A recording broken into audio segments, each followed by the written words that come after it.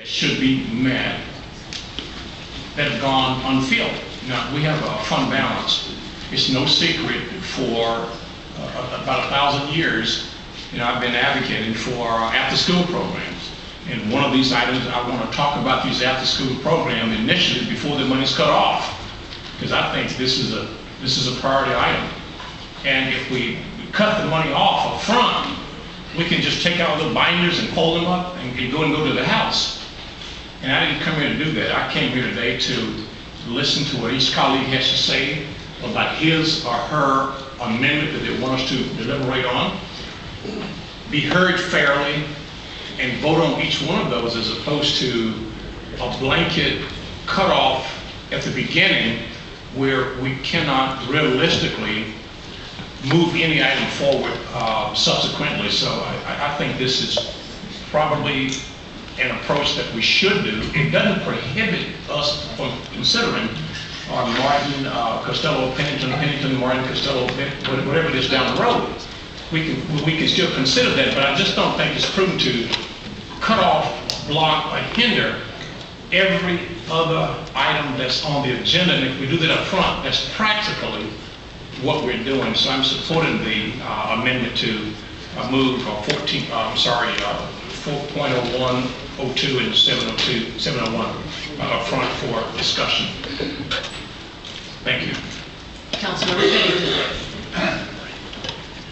Thank you, Mary. You discussed this, but I'm not sure that I understand. Let's just presume the budget is approved as you presented it, and I think that was spent down pretty much all the current revenues plus the reserve down to the amount that we need to maintain. So the question is, where, let's presume we approve an additional $1 million or $2 million or whatever the number is, where will that money come from, and how will we decide where it will come from? Will we vote on that at the table, like take it away from one area and put it in another? I mean, should that be part of the proposed amendment? I'm just curious what the procedure would be. Yeah, it is always the administration's preference that that be part of the proposed amendment.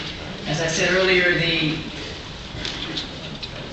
in anticipation of a motion to help beef up next year's finances, we did not completely spend down the unallocated reserve. There's something north of $5.5 million in unallocated reserve above the 7.5% that we maintain by practice that would be available to spend this year. Absent that, there would either be as part of the motion from council, there would be a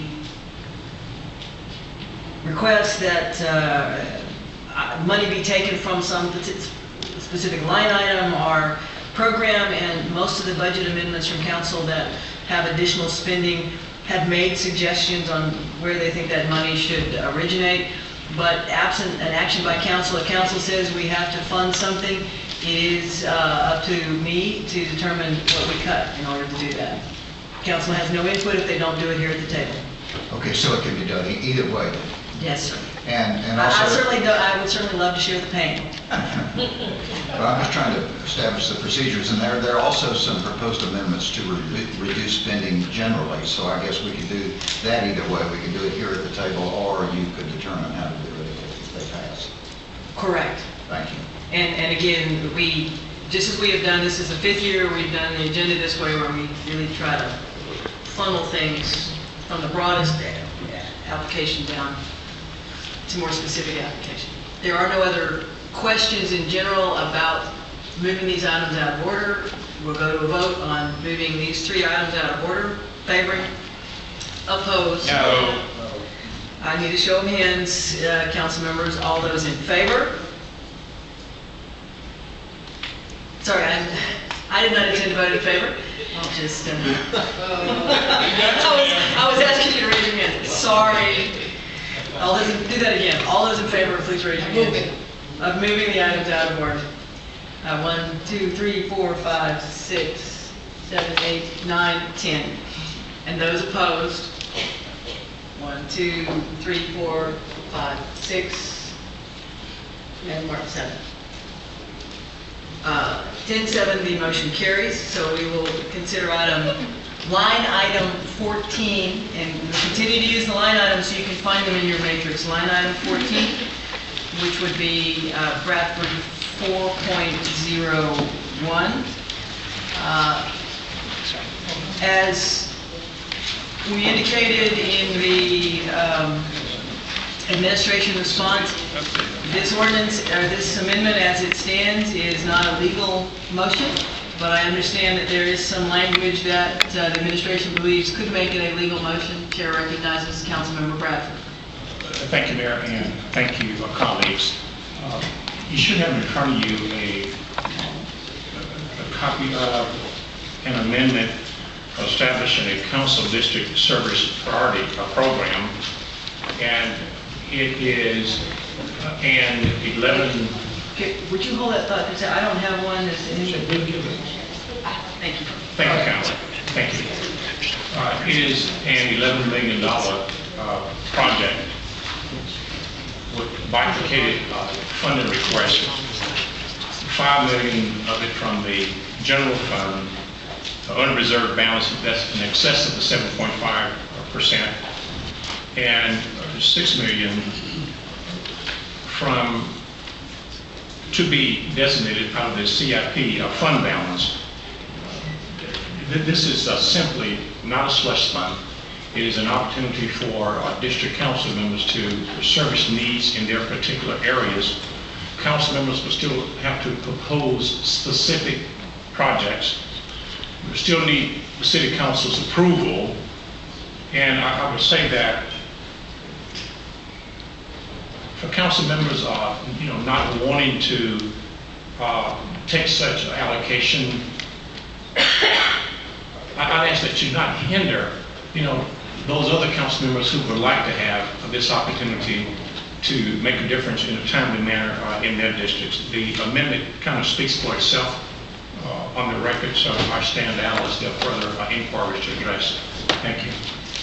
Councilmember Bradford, as I indicated in some discussions in chamber with several council members, you cannot make an amendment to the CIP. The CIP is not before us. That part of the motion is not a legal motion at this time. I understand the intent. I would be happy to consider this motion during the CIP, and if we can work out a method of dealing with this on the general fund, I'm happy to work with you on the CIP part of the budget. But if you'll give me a moment to read through the rest of it, I'm going to ask that you limit your motion to the budget that is in front of us. And never let it be said that I'm not amicable. So surely I can yield to that.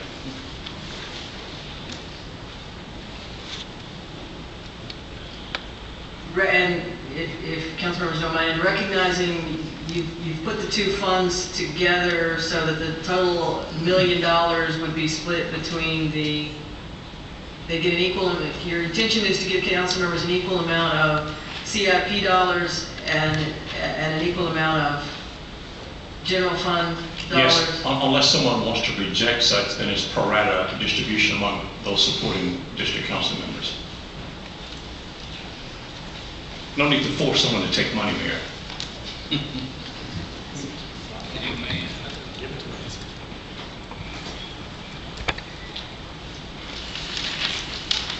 As far as I can see, other than the issue with the CIP, it is a legal motion. It does require my sign off, and council members understand that because of the administrative responsibilities in the mayor's office, that would be non-appealable, but it obviously would not be unreasonably withheld. Thank you. So modified to remove the CIP portion until the CIP budget is presented to council for consideration. Chair recognizes Councilmember Costello for a discussion on line item 14. Thank you, Mayor and colleagues. As an at-large council member, I can't appreciate the challenges that each one of the district council members have. What I am worried about is the structure of the city of Houston versus, let's say, the structure of Harris County. Now, in Harris